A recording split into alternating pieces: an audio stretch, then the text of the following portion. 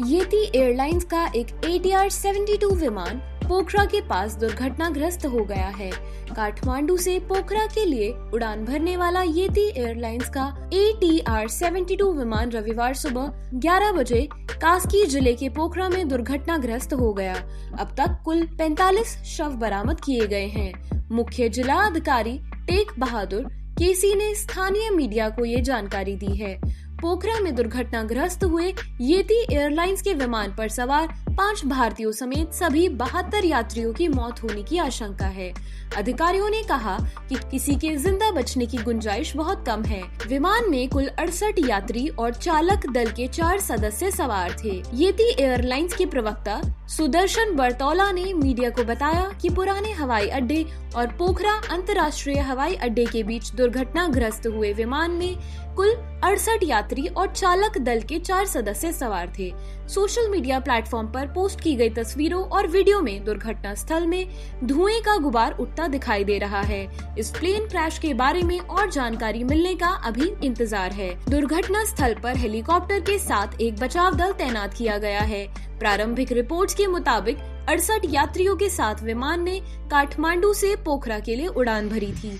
लगभग 20 मिनट बाद ये विमान दुर्घटनाग्रस्त हो गया, जो कि अपने गंतव्य से कुछ किलोमीटर दूर था। बचाव अभियान जारी है। नेपाल के पोखरा में येती एयरलाइंस के विमान के क्रैश होने के बाद उसमें सवार लोगों के बारे में जानकारी या किसी भी तरह की मदद के लिए काठमांडू में भारतीय दूतावास ने हेल्पलाइन नंबर जारी किया है। भारतीय दूतावास इस घटना को लेकर स्थानीय अधिकारियों से संपर्क में है और हालात पर नजर रखे हुए है। पोखरा हवाई अड्डे पर येती एयरलाइंस के विमान की दुर्घटना के बाद नेपाल सरकार ने कल एक दिन के राष्ट्रीय शोक की घोषणा की है, जबकि भारत में नेपाल के राजदूत ने पोखरा में 5 भारतीयों सहित 72 यात्रियों और चालक दल के सदस्य को ले जा रहे विमान के दुर्घटनाग्रस्त होने पर गहरा दुख जताया है। उन्होंने कहा कि हम मृतकों के परिवारों के प्रति हार्दिक संवेदना व्यक्त करते हैं। इस त्रासदी से प्रभावित सभी लोगों के लिए हमारी संवेदनाएं और प्रार्थनाएं हैं।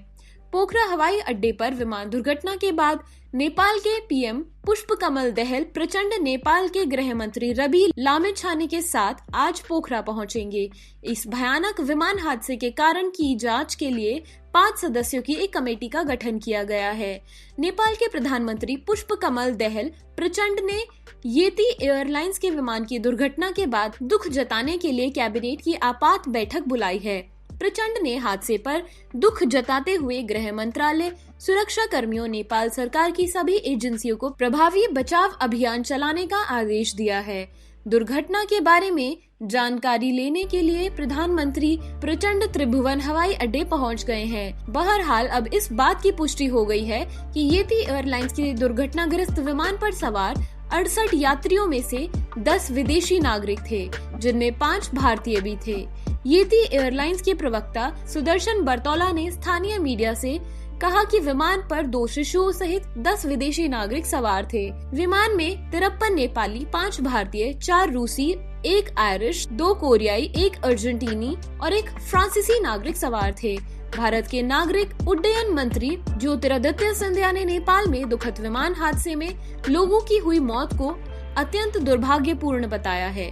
सिंधिया ने कहा कि मेरी संवेदनाएं और प्रार्थनाएं शोक संतप्त परिवारों के साथ हैं। बताया गया कि येती एयरलाइंस का ये विमान मध्य नेपाल में पोखरा के पुराने और नए हवाई अड्डे के बीच दुर्घटनाग्रस्त हो गया। स्थानीय अधिकारियों ने मीडिया को बताया कि दुर्घटनाग्रस्त विमान के मलबे में आग लगी हुई थी और बचाव कर्मी आग बुझाने की कोशिश में जुटे थे।